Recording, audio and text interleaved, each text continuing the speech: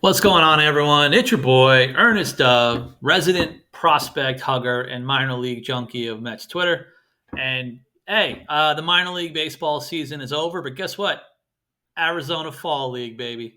Might as well talk about it. It begins in basically a week or so. October 7th, I believe, is the start date for the start of the AFL season. Might as well get into some of the selections that were made representing the Mets. Wanted to take a few minutes to kind of talk about each minor league prospect. Obviously, in the comments after the video, when it gets posted on YouTube, if you want to make any comments, any other additional questions, let me know. But why don't we get into it? Obviously, this is the most star-studded prospect list of sorts being selected to the AFL, probably all because of injuries, because all three top prospect bats that are all going are all there because they missed most of the season. Guy might as well start at the top with Jet Williams. Obviously, many of us already know about Jet Williams. He still technically, arguably, could be seen as the number one prospect overall in the Mets organization.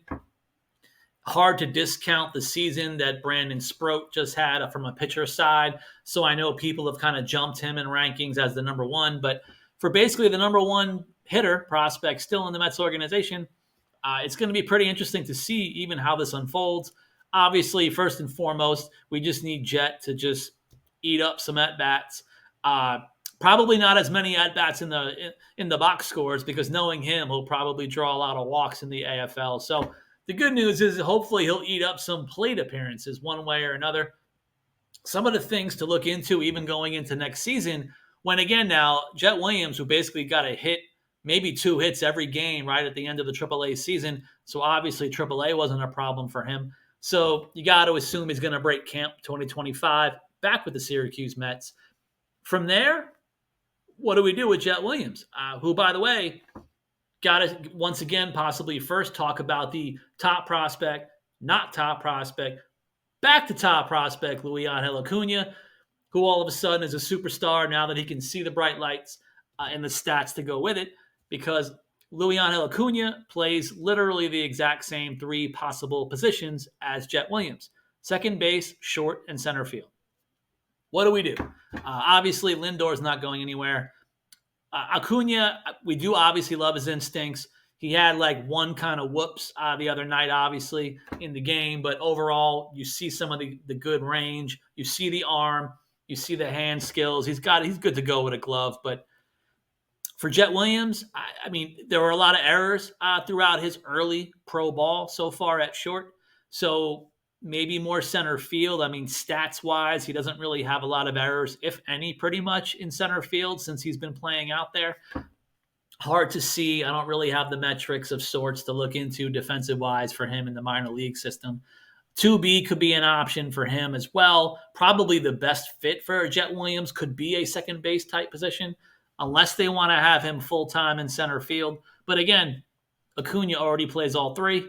So going to be interesting. But obviously, first and foremost, you want to get to that problem when you get to it. We literally just had that with the Vientos Mauricio Beatty situation, which, at least for 2024, got resolved. So maybe we're going to run into a situation of sorts in 2025 with guys like Jet and Acuna, sprinkling in what do they do with Jeff McNeil. Too long of a story. But I'm excited to see what Jet Williams is going to do in the AFL.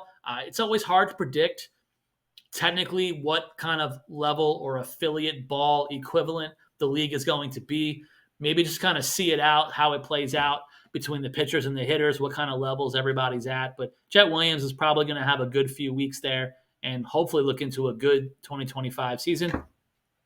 The other top prospect, obviously, is Drew Gilbert, who started showing power in September. Looked like he was hitting a home run about every second or third game in AAA when he got back from his almost season-long injury himself. But the overall box scores weren't there, so can't even really talk about it. He was basically a 200 hitter in this kind of shortened season that he had. But obviously the power looks good. Defensively, even seeing other people online, it kind of sounds like he can play all three outfield positions very adequately. Could probably definitely at least bare minimum adequate in center field, possibly even above average in one of the corners. So for his future, you still have to feel he's going to be like next or first man up going into 2025. So I'm excited to see Drew Gilbert at least get the at bats again, like all three of these bats in the AFL. The third guy to bring up is the youngest one, Jacob Reimer, who's almost become a forgotten man. I know even going into this season in camp, I had him definitely solidified in my own personal, not published top 20 for Jacob Reimer. I still like him a lot. Want to think about random things like how do you comp him? How do you compare him? It's hard to really guess at this point. Defensively, I'm trying to see if he's a version of Brett Beatty at third base. I know they were trying to give him some short stints at first, even more because of the backlog of sorts with a bunch of younger prospects all in St. Lucie and stuff. So it didn't look like he was doing super well and excited over at first. Probably better, definitely up the levels going forward to leave him at third base one way or another.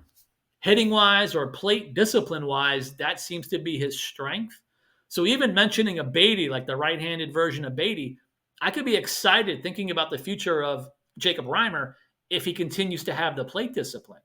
If he continues to have the high walk rate, the high OBP, how's that going to translate up the levels? It's always good to have an OBP. Home run wise, he's only been in A ball. It's hard to hit anything out in A ball, whether it's Florida State League or Brooklyn. Not going to hit home runs much anyway, but maybe I could try to throw out random figures, like hoping he'll be a 15 plus home run guy up the levels to the major leagues. Hopefully he'll be a doubles guy with the OBP and the batting average of sorts to go with it. That would be my thing to look out for Jacob Reimer. But again, he's one of those guys, if you want to pretend to forget about all the third base prospects ahead of him, he is younger. It's going to take another 2-3 years anyway. It's going to be interesting to see where he falls if he maintains the good overall slash lines in up all the way up to the upper minors, obviously. From there, I want to get into the arms because even like the pitching arms, a little bit different than the bats. All of the bats are basically here, all top guys who just need to play. The pitching wise, there are a few guys who just need to pitch because they also missed a bunch of time, but they also seem to have thrown in a couple of other arms. And I have some thoughts a little bit about each one, guessing maybe why they would be selected for the AFL, even though they've pitched a pretty decent amount of innings. But the first guy, obviously, is purely because of missed time. You've got Noah Hall, 23-year-old. He was a seventh-round pick in the 2023 draft. I did hear raves about him in camp. So everything was good. Staff were very excited about Noah Hall. They told me specifically he was one of about a half dozen names that were thrown out initially in about the March, April-ish months when I was asking about who to look for in camp. And Noah Hall was one of the guys, definitely. More of a high ceiling kind of guy, projection, what he could be. And then obviously he went on to just not be able to do much. He only had 5 abbreviated starts, 13 total innings in the starts. So they basically just kind of structured a routine for him to start and leave. The stats were what they are: 10 walks in 13 innings with 12 Ks. I mean, easy for me to throw them out anyway because I'm biased. But even Mets staff I was talking to, they were basically saying, throw out the stats. They don't really mean anything. Unfortunately, things were going on with him to start the season. It just didn't work out. All the missed time. Looks like, I think on paper, they have him for slider, fastball, changeup. Let's see how things look going forward, especially with the Mets in their pitching lab.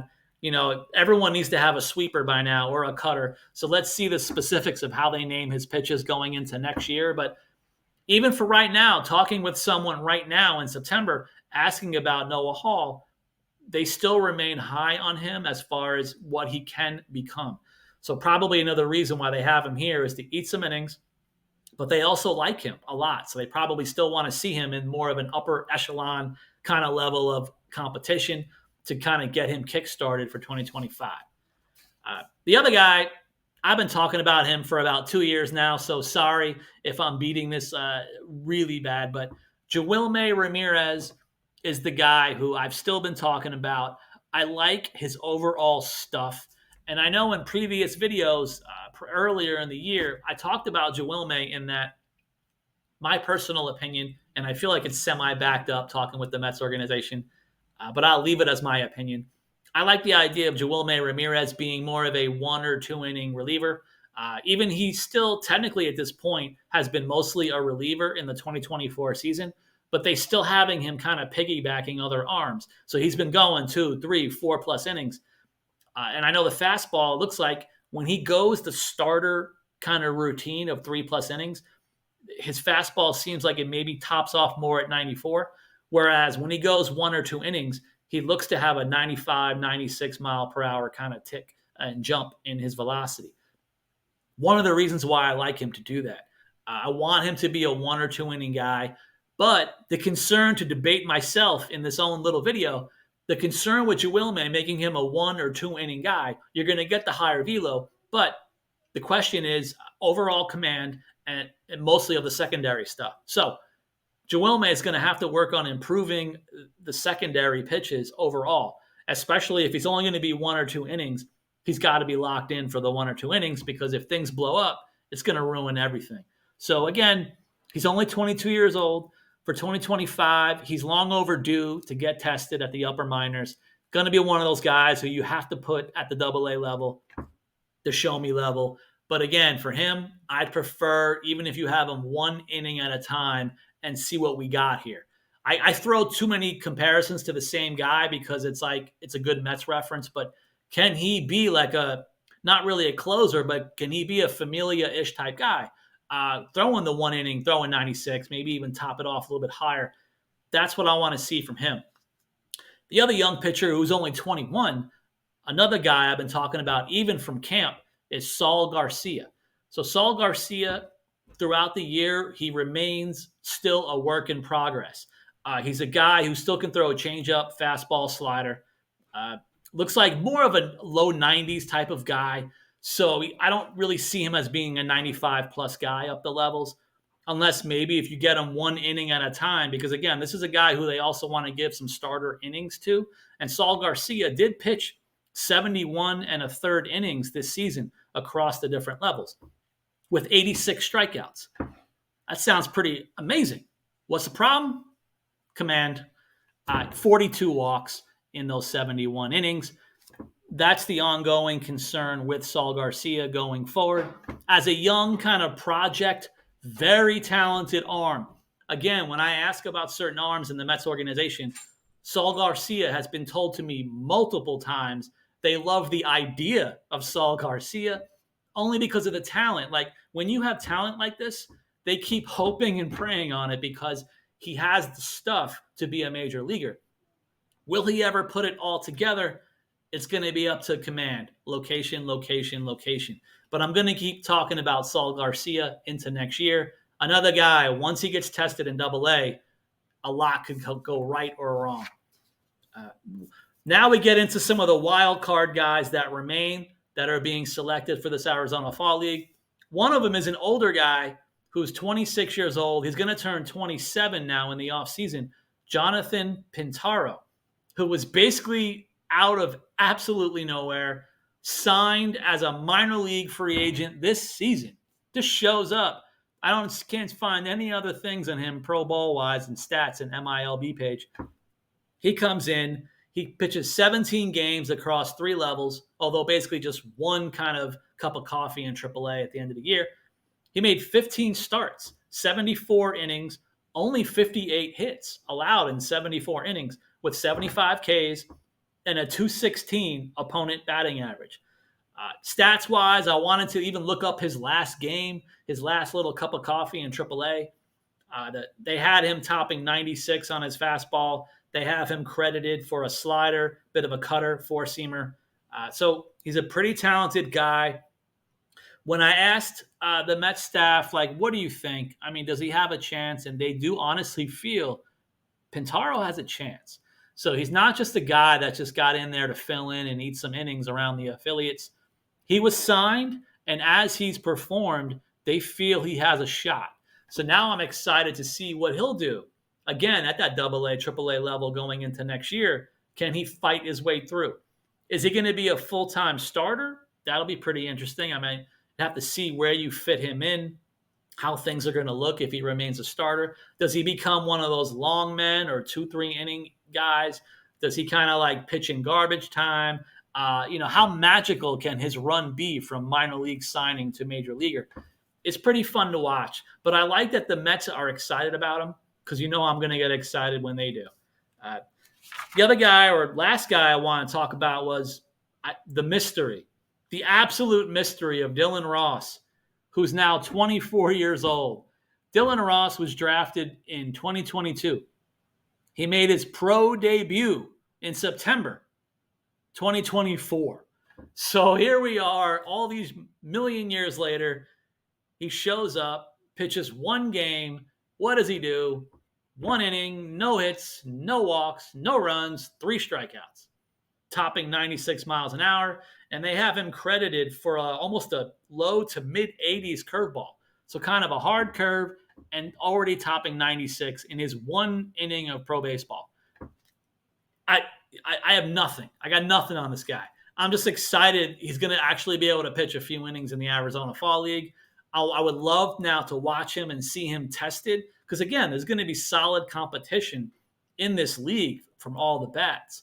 So I'm excited to see Dylan Ross.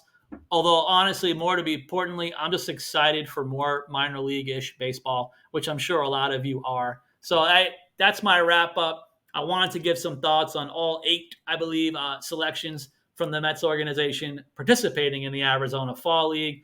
So let's all look forward to the league, see what kind of streaming services they're going to have, be able to watch it and enjoy it. And speaking of watching and enjoying, don't forget to please continue to watch these videos, subscribe to the channel. Please, if you can, support me. And also, if you can, support SportsWire Radio. That's SPORTZ, wireradio.org. And hey, I'll see you next time. And again, be on the lookout for some minor league player interviews. I am going to be setting them up. So hopefully you enjoy them.